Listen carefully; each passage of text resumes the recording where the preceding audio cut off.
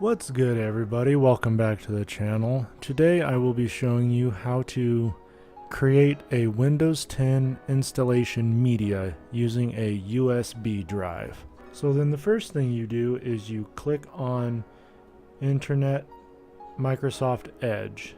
I tried it in Chrome and it didn't work.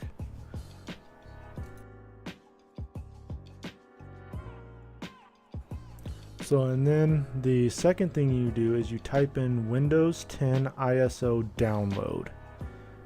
And it's usually the first link, but it's the second one.